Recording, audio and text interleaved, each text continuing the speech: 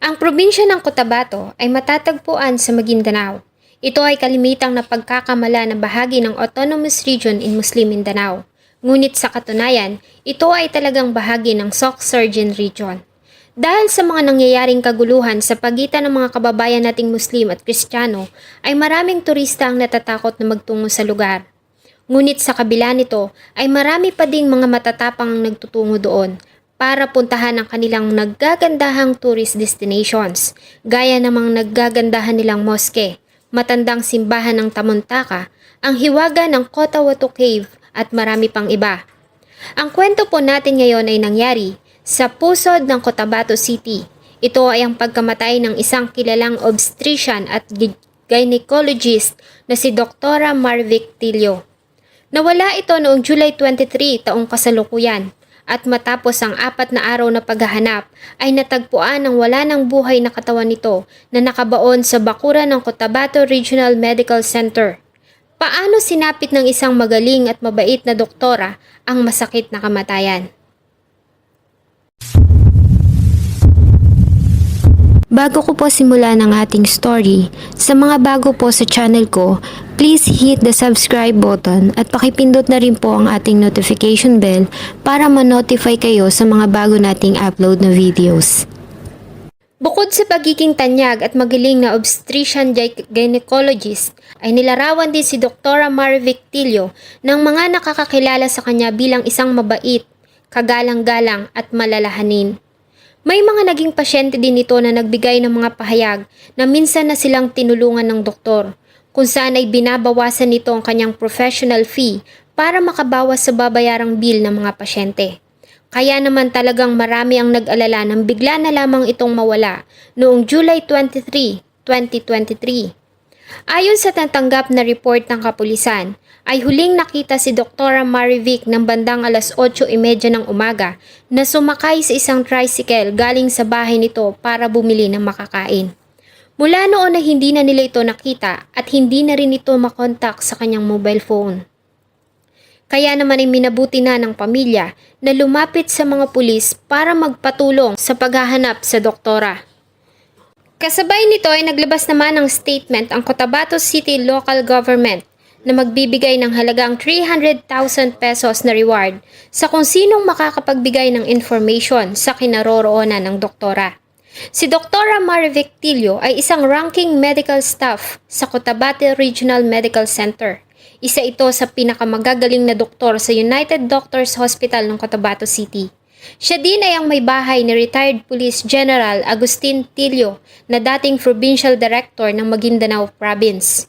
Ayon kay Brigadier General Alan Nobleza, ang Director ng Police Regional Office Bangsamoro Autonomous Region, at Army Major General Alex Rillera, ang Commander ng 6th Infantry Division, sa magkahiwalay na panayam ay tumutulong umano sila sa ginagawang operasyon sa paghahanap kay Dr. Tilio.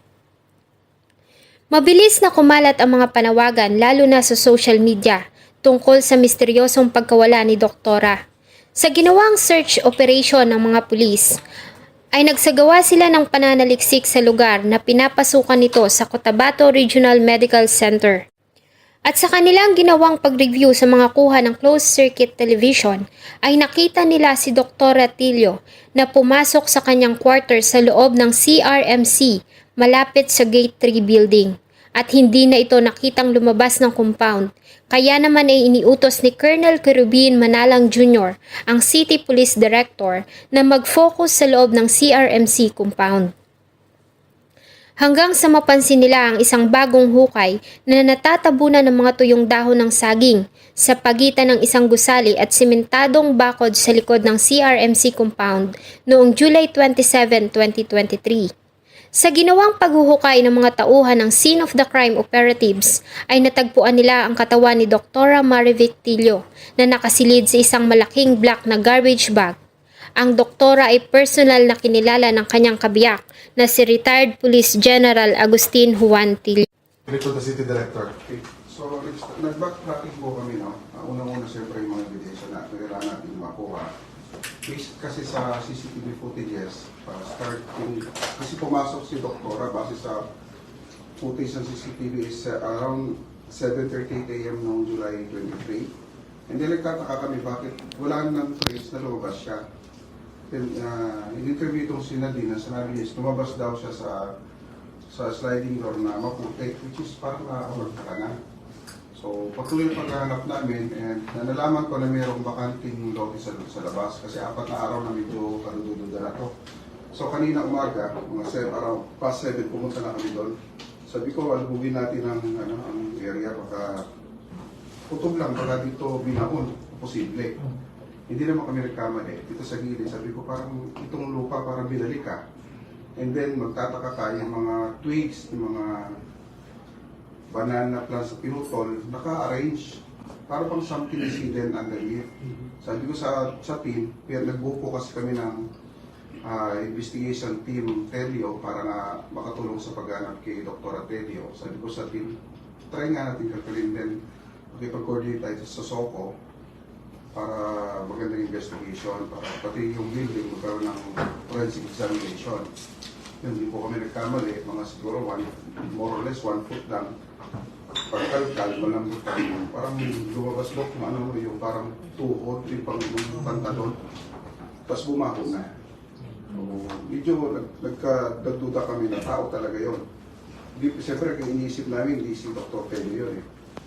Kahit na ang hirap kasing tanggapin kahit ngayon. Siya pala, turn out siya nung pagsabi ni pumunta rin kasi yung husband niya, si retired Police Brigadier General Agustin Telio. Siya nagsabi na positive wife niya yung nakabaon doon.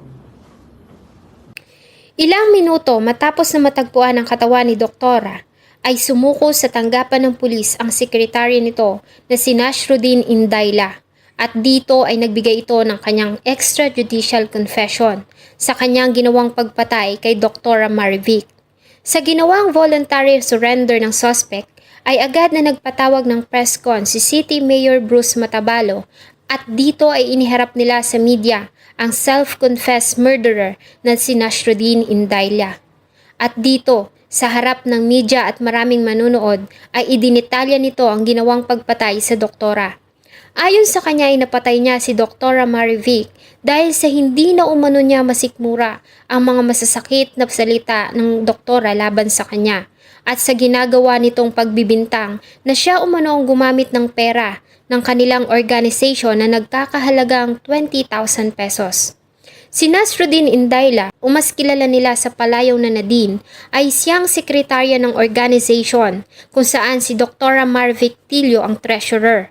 At ayon dito ay direkta niya umanong dinideposito ang pera sa bangko sa utos ni Dr. Marivic. Sinabi din nito na hindi niya umano pinagplanuhan ang pagpatay sa doktora at mag-isa lamang siya nang ito ay isagawa. Nakita niya na nakatulog ito sa loob ng conference room at dito ay kumuha siya ng isang tie wire na siya isinakal niya sa biktima hanggang sa mawalan ito ng buhay. Bago niya ito ibinaba at inilibing sa pagitan ng Cotabato City Medical Society Building malapit sa Gate 3 ng CRMC.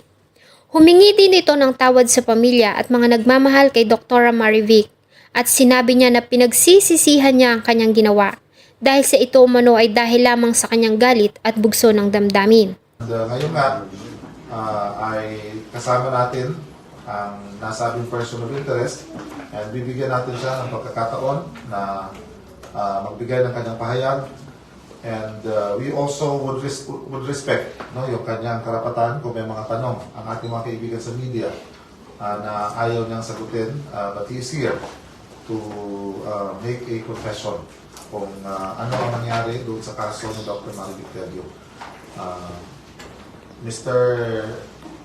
Nasruddin Indayla.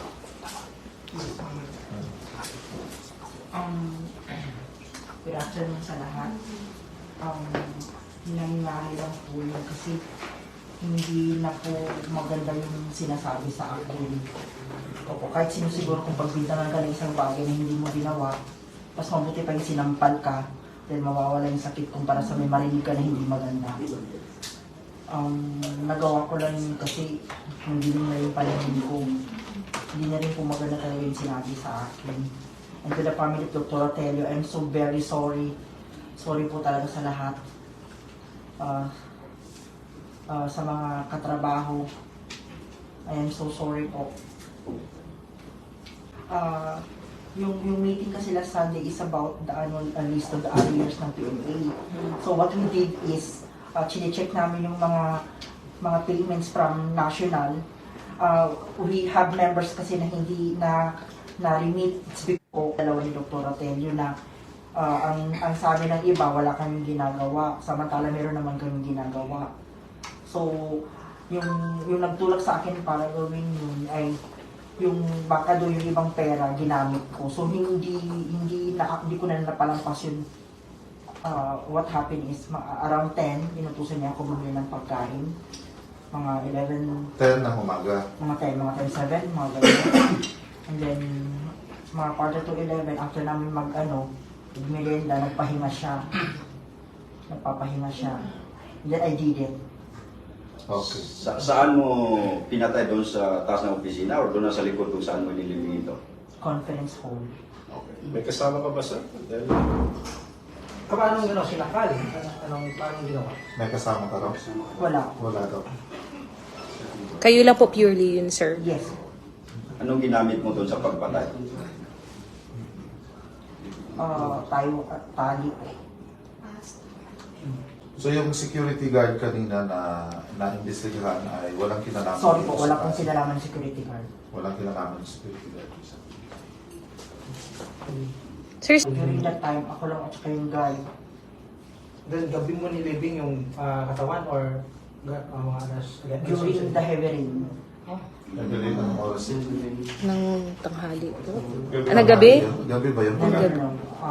Hapon? Hapon, around 1 Hapon. Tama ba yung information na naghiram ka pa ng pala doon mismo sa loob ng KRMC? Yeah, the purpose ng pala sana is ililipat ko yung tanglad. But hindi pa intention po yung nangyari. Na ano. Okay. Pero nung na kami na hindi na maganda yung doon na ako hindi ko na napigilan yung So sarili. nagkaroon pa kayo ng mainitang discussion bago mismo nagawa mo yung pagpatay? Yes po, kasi nga po doon, baka daw yung ibang pera na gamit ko, yun yung sabi niya. Minsan delay ang sahod, wala siya. But ang naka-trigger talaga is yung kanilang heated discussion that day. Kasunod nito ay natagpuan naman ng mga tauhan ng Cotabato Police Station 2 ang bag na huling ginamit ng biktima sa loob ng isang septic tank sa tapat ng bahay nito sa RH11 Cotabato City. Inamin ng suspect na si Indayla na siya mismo ang nagtapo ng bag ng doktora doon na may lamang mga IDs, cellphone, ATM cards at susi ng bahay ng biktima. Sa ginawang pag-amin ng suspect at sa lahat ng mga evidence na nakalap ng mga pulis ay itinuring na nilang closed ang kaso ng pagpatay kay Dr. Marivic Tilio at ang suspect ay nahaharap sa kasong pagpatay. Naging laman naman ng social media ang tungkol sa masakit na sinapit ni Doktora at marami sa kanila ang hindi naniniwala na sa paratang ni Indayla dito dahil sa iba umano ang pagkakakilala nila dito at hindi nila matanggap na sa ganitong pangyayari nagtapos ang buhay ng magaling at mabait na doktor. pati nga yung mga bahay namin, kasi ngayon nga wala ako, I allow it na bagbagin nila yung mga pintuan para just to see baka nandoon na sa loob. Binagbag nila, siyempre alam ko ang ano nang mag-imbestiga. So I allow it. Tumawag si Dr. Padaton. Pati yung CITG commander. Sige, bagbagin niyo yung bahay. Pero yung nga ang sabi ko, nung nakausap ko yung mga investigator hapon, mayroon yung gut feeling ko at sabi ko, nangyari siguro yung crime. Bumalik tayo dito, nandito. Salamat lahat sa suporta. With all the friends. At yung mga kamag-anak. Ito na talaga. Wala na si Vic. Wala na si Dr. Atelio. Sana po ay nagustuhan nyo ang isa na namang kwento na akin pong ibinahagi. Marami pong salamat sa patuloy na pagtangkilik ng akin pong mga videos. Huwag niyo pong kalimutang mag-iwan ng salubin at suggestion sa atin pong comment section. Thank you so much po and see you on my next video.